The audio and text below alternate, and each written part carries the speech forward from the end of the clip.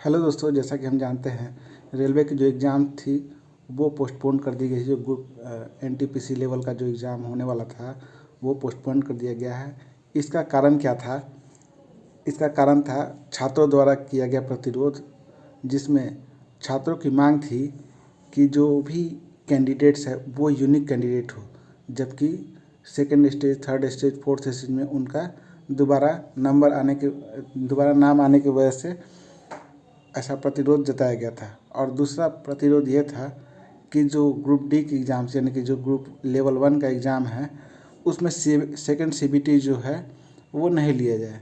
ठीक है, तो 4 तारीख को कमेटी द्वारा रिपोर्ट सौंप दी गई और यह जो है रेलवे द्वारा इसके बारे में नोटिस जारी किया गया। चलिए हम लोग नोटिस को देखते हैं। नोटिस में क्या कहा गया है?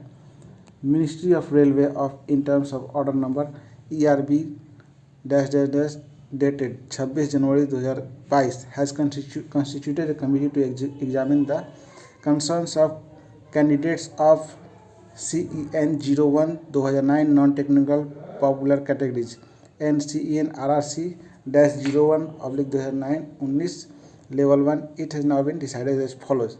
That means यह जो है एग्ज़ाम यह आपका था एनटीपीसी का, जो अलग अलग कैटेगरी थी लेवल 1 से ऊपर की, और यह जो एग्ज़ाम है RRC 01/2019 यह लेवल 1 जो कि ग्रुप डी के लेवल का था। ठीक है, ये दोनों के बारे में पूरी जानकारी यहाँ दी गई है। चलिए देखते हैं। रिपोर्ट के अनुसार 20 times unique candidate will be short listed. जैसा कि छात्रों की मांग थी, यहाँ पे यूनिक कैंडिडेट जो है शॉर्ट लिस्टेड किए जाएंगे। कहाँ से? Pay level wise for second stage computer based test for CEN 01, यानी कि जो एनटीपीसी की लेवल 2 से लेकर लेवल 6 तक की एग्ज़ाम थी उसमें यूनिक कैंडिडेट्स जो है सिलेक्ट किए जाएंगे, शॉर्ट लिस्टेड किए जाएंगे, जिनका एग्ज़ाम जो है CBT 2 में लिया जाएगा। ठीक है, CBT 2 के द्वारा। चलिए अगला कहता है the candidate already announced qualified will continue to remain qualified, यानी जो लोग जिनका लिस्ट में पहले से नाम आया हुआ था वो रहेंगे, उनमें कोई बदलाव नहीं किया जाएगा। ठीक है, वो ऑलरेडी क्वालिफाइड रहेंगे। चलिए थर्ड क्या कहता है?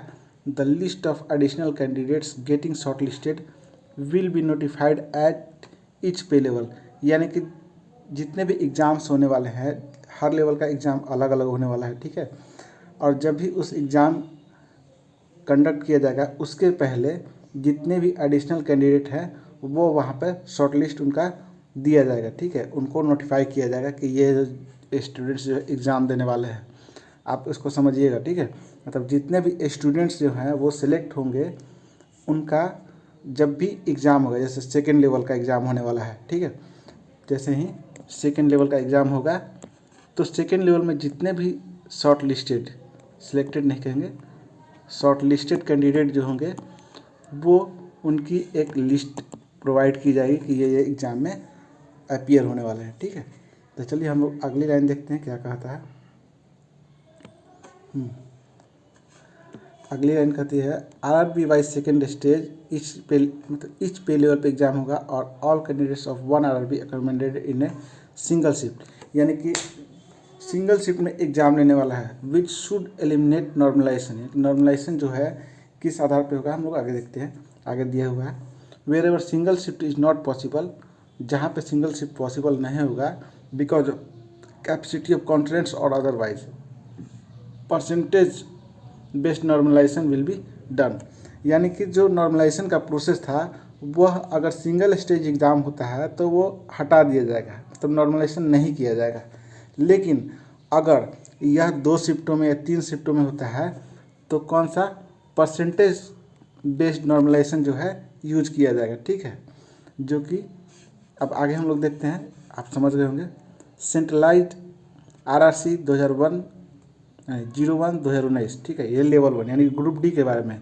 Group D will be single stage exam, इसका जो है CBT 1 होगा, नो सेकेंड स्टेज CBT, यानी कि यहाँ भी छात्रों की मांग पूरी होती है। छात्रों ने जो मांग की थी कि सेकेंड स्टेज CBT नहीं होना चाहिए, तो यहाँ सेकेंड स्टेज CBT जो है ग्रुप डी से हटा दिया गया है। जो RRB ग्रुप डी की जो पोस्ट थी उसके लिए सेकेंड CBT नहीं लिया जाएगा। ठीक है, चलिए आगे देखते हैं। आगे क्या कहता है, RRC wise CBT will be held for level 1, देखिए CBT RRC वाइज लिया जाएगा। ठीक है, also maximum available capacity in recommended to be use to significantly reduce the number of shifts involved for each RRC and to speed up the examination process, यानी कि exam जल्दी लिया जाएगा। आगे देखते हैं। ठीक है, इसके बाद आगे कहता है, हाँ आगे कहता है percentile based normalization which is simple and easy to understand.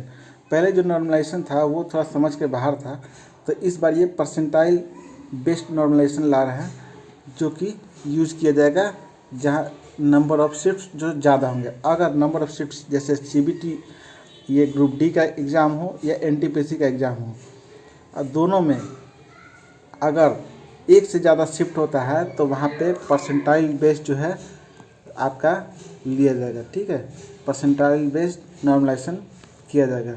चलिए अगला क्या कर रहा है, मेडिकल, एक मिनट, हाँ medical standard as prescribed in Indian railway medical manual will be used for different post of level 1, यानी लेवल 1 का जो एग्ज़ाम होने वाला है इसमें जो भी मेडिकल स्टैंडर्ड्स है वो as per Indian railway medical manual के अनुसार लिया जाएगा। ठीक है, any available income and asset certificate for candidate who have applied under economically weaker section, यानी कि जो EWS के लिए है वो वैलिड माना जाएगा। यानी कि जो पहले फॉर्म भर चुके होंगे, EWS उस समय अलाउड नहीं था या उनके पास सर्टिफिकेट नहीं था, पर यदि उनके पास अब सर्टिफिकेट होता है हु हैव अप्लाइड, मतलब जो EWS के अंदर अप्लाई किए होंगे वो वैलिड माने जाएंगे। ठीक है, चलिए अगला क्या है, schedule tentative of CEN 01 and REC, यानी कि NTPC और ग्रुप D का जो है एग्ज़ाम की डेट के बारे में क्या कहता है, यहाँ पे इसकी सूचना दी हुई है। चलिए हम लोग वो भी देखते हैं। ये क्या कहता है, ये आपको कहता है कि revise result of all pay level to be declared by the first week of April 2022, यानी अप्रैल 2022 के पहले सप्ताह में जो जितने भी पे लेवल है उनका रिवाइज रिजल्ट जो है दिया जाएगा। ठीक है, अगला क्या है, अगला हमारा कहता है कि second stage CBT for pay level 6 to be held in May 2022, यानी कि मई महीने में जो लेवल 6 है इसकी परीक्षा होने वाली है। ठीक है, सेकेंड स्टेज CBT जो है लेवल 6 की परीक्षा होने वाली है। इसके बाद है second stage CBT for other pay level to be conducted after giving a reasonable gap, यानी कि पहले आपको लेवल 6 का एग्ज़ाम होगा, फिर अदर जितने भी एग्ज़ाम्स होने वाले हैं वह आपको एक रीजनेबल यानी कि एक गैप के बाद, एक अंतराल के बाद जो है लिए जाएंगे। ठीक है, और वह भी जो है अनाउंस कर दिया जाएगा। यहाँ बोल ही रहा, it has been decided to follow revise methodology with special condition for conduct of CBT for level 1 due to elimination of second stage CBT। ये किसके बारे में कह रहा है, conduct of CBT level 1 due to elimination of second stage CBT। ठीक है, इसके आगे देखते हैं। This will involve mobilizing of additional infrastructure and logistic to conduct level CBT for level 1 with significant increase in shift requirement. Effort will be made to have the exam conducting agency on board to conduct the CBT of level 1 as early as possible। यानी कि ये simple सी बात है। ये क्या कह रहा है कि it has been revise for decided to follow revise methodology फिर special condition for conduct of CBT 1 of level 1 का जो एग्ज़ाम होने वाला है। अब सेकेंड स्टेज जो है CBT, ठीक है, सेकेंड स्टेज CBT नहीं लेगा। ठीक है, और यहाँ पे कैंडिडेट्स क्या है, बहुत ज़्यादा है। इस कंडीशन में जितने भी एग्ज़ाम सेंटर्स है मे भी हो सकता है कि वो कम पड़ जाए या ज़्यादा से ज़्यादा शिफ्ट होगा। ठीक है, इसके बारे में यहाँ पे दिया हुआ है। यही चीज़ कह रहा है कि this will involve mobilization of additional infrastructure and logistic to conduct, यानी कि लेवल 1 के लिए जो एग्ज़ाम होने के लिए आपको जगह चाहिए उनको। अब इतने सारे कैंडिडेट हैं तो प्लेस भी तो चाहिए इनका कि इतने सारे कैंडिडेट को एक ही साथ एग्ज़ाम कैसे लिया जाए। तो इसके बारे में यहाँ पे दिया गया कि जितना जल्दी हो सकेगा as early as possible CBT 1 exam, मतलब एग्ज़ाम कंडक्टिंग एजेंसी जो है ये लोग कंडक्ट करेंगे, बोर्ड कंडक्ट करेंगे ताकि एग्ज़ाम को आसानी से लिया जा सके। ठीक है, hence CBT for level 1 is plan to be held tentative from July 22 मतलब जुलाई 2022 ऑनवर्ड्स, यानी कि हम लोग यहाँ देख रहे हैं कि जो